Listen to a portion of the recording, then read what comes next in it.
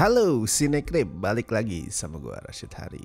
Yang kali ini adalah video spesial nih, karena di sini gue mau memenuhi request seseorang, lebih tepatnya request dari salah satu member Sinekrip dari tier La Familia, itu tier yang paling atas, yang apapun permintaannya harus kami patuhi gitu pokoknya lah. Dan yang kali ini request adalah sosok yang punya user lumayan serem, yaitu Anomali Terbawa Mati. FYI nih buat yang belum tahu ya, di membership Sinekrip tuh tier yang paling atas nih itu namanya adalah La Familia. Dan salah satu benefit yang bisa lu dapat kalau lu join La Familia, dalam sebulan sekali lu itu bisa request video apapun. Bebas, lu mau request review, lu mau request list, trailer reaction, apapun lu bebas. Dan lu juga boleh milih hostnya juga bebas. Misal nih trailer reaction kan biasanya gue yang bikin, tapi lu pengen, wah gue pengen yang react tuh Arya gitu, boleh silakan. Kalau lu adalah La Familia lu bebas request itu. Atau request review film jadul juga bebas, nggak harus review film yang lagi ada di OTT sekarang atau lagi di bioskop, itu nggak, bebas silakan lu mau request apapun. Nah kayak yang sekarang ini yang di request juga sama, ini film yang jadul dan lumayan susah buat dicari ini filmnya, yaitu ada film rilisan tahun 1983 yang judulnya Merry Christmas Mr.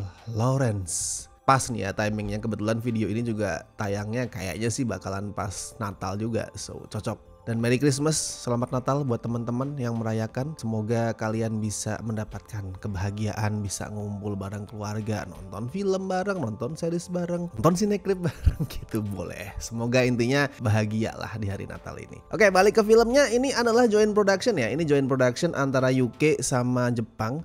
Sama seingat gue New Zealand juga ikutan joint production di sini. Dan yang jadi sutradara adalah Nagisa Oshima. Mungkin kalau lu penonton film-film Jepang jadul, lu akan familiar sama nama beliau. Filmnya yang paling terkenal, paling sering diomongin itu adalah In the Realm of the Senses. Nah tuh yang para pencari film-film yang agak-agak panas tuh pasti tahu film yang satu ini. Dan di sini pun di Merry Christmas Mr. Lawrence juga, walaupun statusnya adalah film perang, tetap ada tuh unsur-unsur seksualitas itu tetap ada, tapi tipis banget ya. Dan settingnya juga menarik ini film, yaitu tahun 1942 dan lokasinya adalah di sini di Indonesia.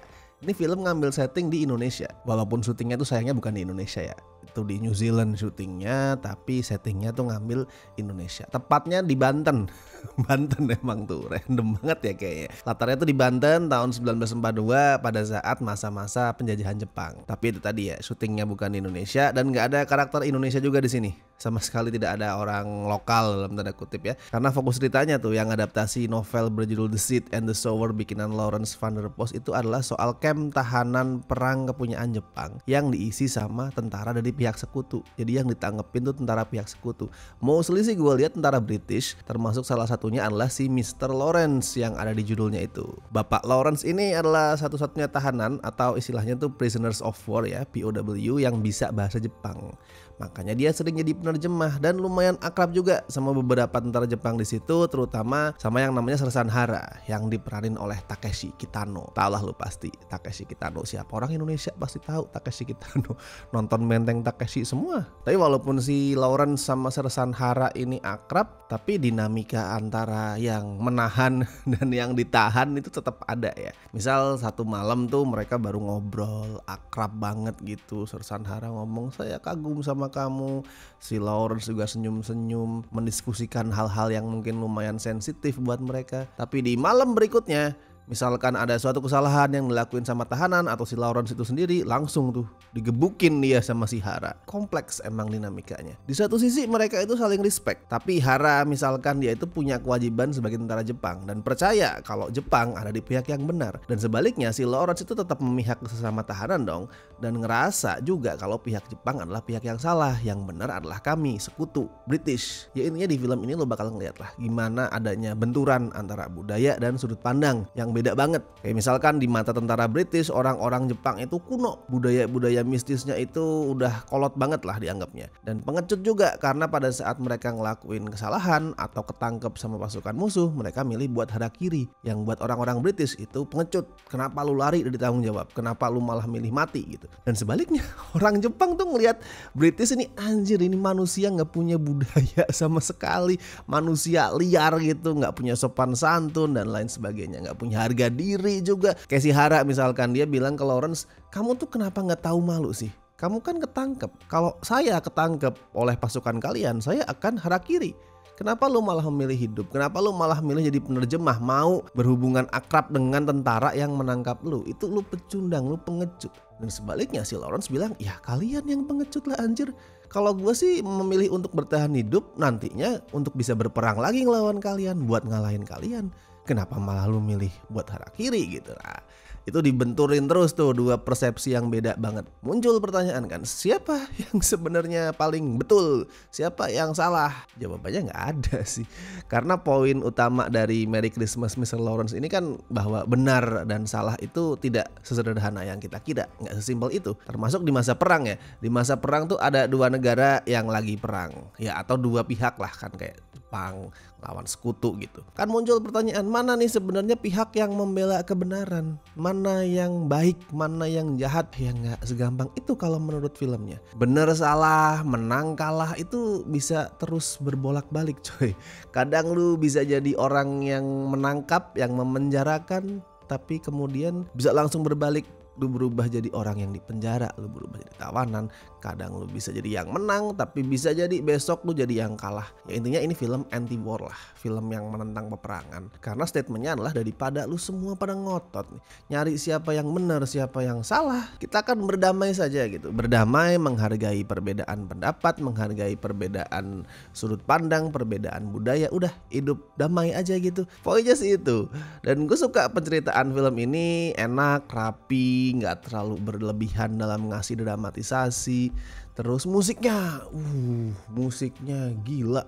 Ini yang bikin musik kan BTW itu ya, The Legendary Ryuichi Sakamoto. Apa ya cara mendeskripsikannya? Musiknya si Ryuichi Sakamoto di sini tuh dreamy gampangnya. Pada saat ngedengerin gue tuh ngerasa kayak itu loh, kayak dibawa terbang anjir, mengawang-awang gitu ke tempat asing yang kerasanya tuh eksotis, yang indah, yang bikin gua ngerasa damai, tapi somehow ada perasaan pahit juga di situ, ada bitternya juga. BTW sih bapak komposer ini Ryuichi Sakamoto juga jadi salah satu aktor ya. Dia meranin karakter yang namanya Kapten Yonoi. Dia itu adalah pimpinan di camp tahanan tadi. Dan di sisi lain ada karakter yang namanya Jack. Dia itu adalah tentara British yang dapat perhatian spesial dari si Yonoi. Jack ini diperanin sama David Bowie. Itu juga gue suka sih, kayak melihat dua sosok musisi legend yang sama-sama punya karisma luar biasa ya di sini.